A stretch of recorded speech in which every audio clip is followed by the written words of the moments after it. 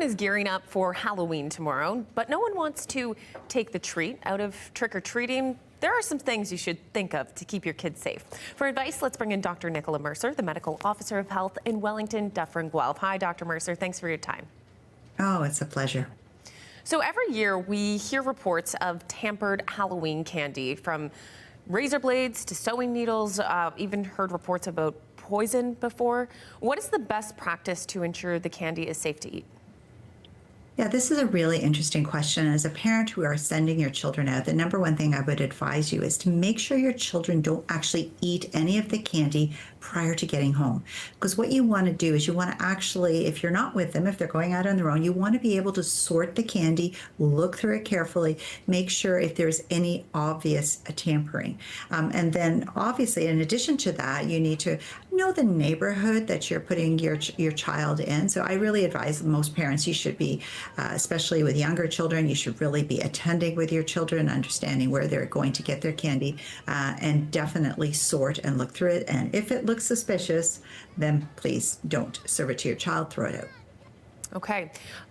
Of course, all kids should be careful before eating trick-or-treat goodies on Halloween, but especially those with allergies and sensitivities. What are some key safety tips for those who do have those sensitivities? Well, for families where the child has a true allergy, first of all, that child almost for sure knows about it. And when they go to school, they have an EpiPen at school, or they're encouraged to carry an EpiPen on their person in a backpack or in a fanny pack. So those children often are the ones that are prepared, but this is where you still need to have a parent going through and sorting through the child's candy. And if there's any doubt, if you can't find an ingredient list on a candy, then unfortunately that child should not consume that candy. When it comes to sensitivities, those are more like, I say, a gluten sensitivity. It's a little bit trickier. They're not usually life-threatening illnesses, but again, for a parent, to make sure the child understands why you're sorting through their candy is for their well-being, for their safety, and to make sure that everything that they do end up eating is something that they should be eating. Okay.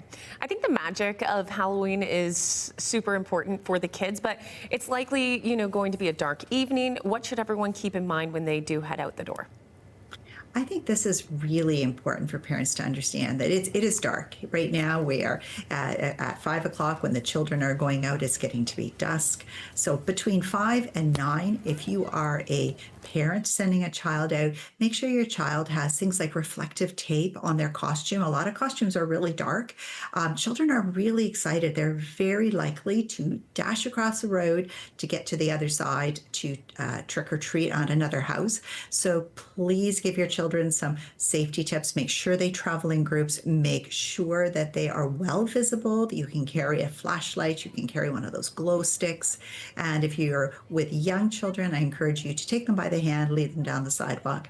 Now, if you're a driver, we have an onus to make sure that we are safe driving. This between 5 and 9 on tomorrow on Halloween Eve, you need to be extra vigilant. So if you are driving in neighborhoods where children may be trick-or-treating, you really need to be careful, because we have a responsibility to keep our children safe.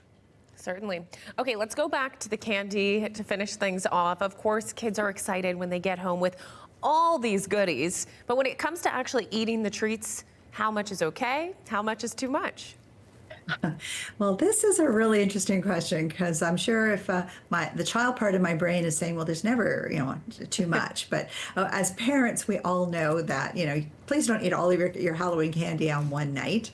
However, I think this is going to be a parent decision. I do think, though, that we all know the effects of too much sugar on young children. And if you're a child listening, I'm not telling your parents how much that you can eat, but I think within reason, don't divide it out. Spread it out. Enjoy it over a number of days rather than all at once. I think the parents like to sneak a candy or chocolate or two themselves, but certainly important advice to keep in mind as you're heading out the door trick-or-treating tomorrow. Dr. Mercer, thank you so much.